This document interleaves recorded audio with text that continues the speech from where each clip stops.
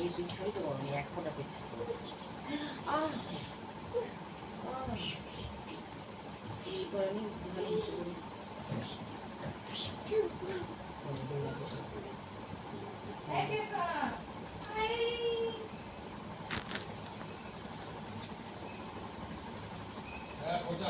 রাস্তা ভালো তো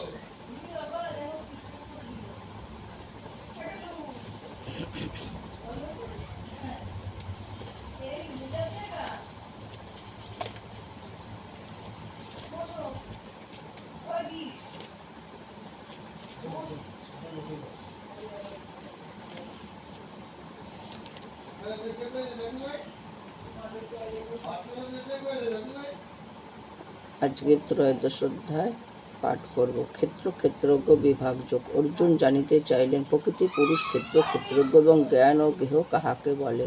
তদ্রূপ মানে তক্ষণে শ্রী ভগবান বললেন, শরীরের ক্ষেত্র যিনি ইহাকে জানেন, মানে শরীরের ক্ষেত্রে যিনি ইহাকে জানেন তাহাকে ক্ষেত্রজ্ঞ বলে। আমি সর্বক্ষেত্রে ক্ষেত্ররূপে অধিষ্ঠিত।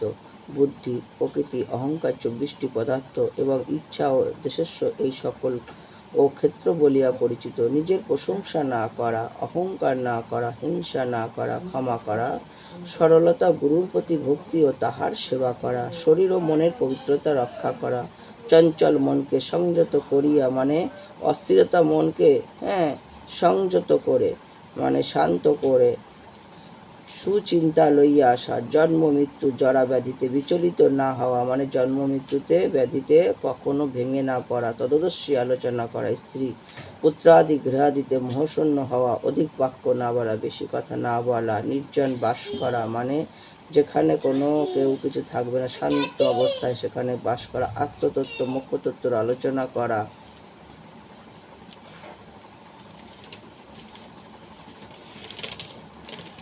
ভক্তি চিত্তে একমাত্র আমারই ভজনা করা মানে ভগবানের চিন্তা, একমাত্র ভক্তি করেই ভগবানের নাম কীর্তন করা, এই সকলকে জ্ঞান বলিয়া জানিবে, এই সকল বিপরীতকে অজ্ঞান বলে বা পরিচিত বলে জানিবে। ভগবান শ্রীকৃষ্ণ অর্জুনকে আরও অনেক বিষয় বুঝাইয়া দিলেন। চতুর্দশ অধ্যায় গুণত্রয় বিভাগযোগ।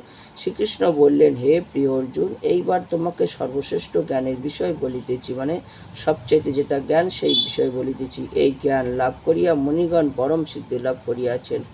তাহারা আর সৃষ্টিকালে জন্মগ্রহণ করে না, মানে তাদের জন্ম মৃত্যু বলে কিছু থাকে না, এবং প্রলয়ে তারা ব্যথিত হন না, মানে ধ্বংস হয়ে গেলেও তারা ভেঙে পড়েন না। আমি জগতের পিতা, মানে ভগবান বলছে আমি এই পৃথিবীতে যাহা কিছু দেখো না কেন সবার পিতামাতা আমি। আমার প্রকৃতি জগৎমাতা, আমার হচ্ছে প্রকৃতি হচ্ছে জগৎমাতা। সত্য, রজ এবং তম এই তিনটি গুণ প্রকৃতি হইতে উদ্যত, মানে এই তিনটি গুণ প্রকৃতি থেকেই সৃষ্টি।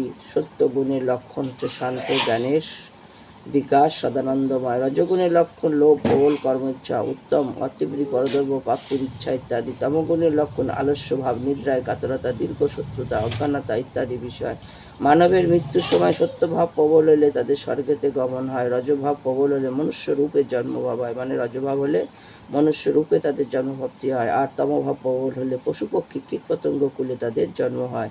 একদম নিম্ন মনের মানুষ যারা, তাদের পশু পক্ষী কুলেই জন্ম হয়। অর্জুন জিজ্ঞাসা করলেন, হে প্রভু, কি প্রকারে তিন গুণ অতিক্রম করা যায়? ভগবান বললেন, সুখ দিক, মান অপমান, প্রিয় অপ্রিয় যাহার কাছে সমান, সর্বকার্য অনাসক্ত বা মানে সব কিছুর প্রতি কোনো আশাকাঙ্ক্ষা থাকে না, সেই ফললাভের আকাঙ্ক্ষা করেন না, এবং যিনি আমাকে শরণাপন্ন একমাত্র তিনি ত্রিগুণ অতিক্রম করিয়া পরমপদ লাভ করিয়া থাকেন। ইতি আমি চতুর্দশ অধ্যায় পাঠ সমাপ্ত করিলাম। হে কৃষ্ণ করুণা সিন্ধু দীনবন্ধু জগৎপতে গোপেশ গোপিকান্ত রাধাকান্ত নমস্তুতে। রাধে রাধে বল, গোসাই গোসাই বল, হরি হরি বল, শ্রী পরমানন্দে হরি হরি বল।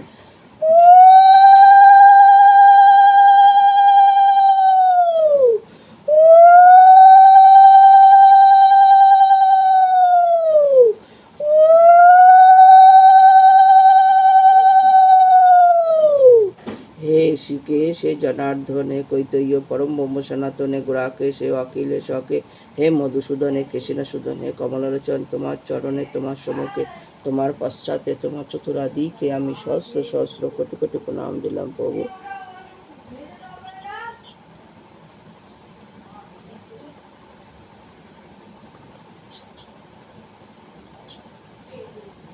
শ্রী শ্রী ভগবদ গীতা বাসুদেবায় নমঃ। শ্রী শ্রী ভগবদ গীতা বাসুদেবায় নমঃ। শ্রী শ্রী ভগবদ গীতা কৃষ্ণায় বাসুদেবায় নমঃ।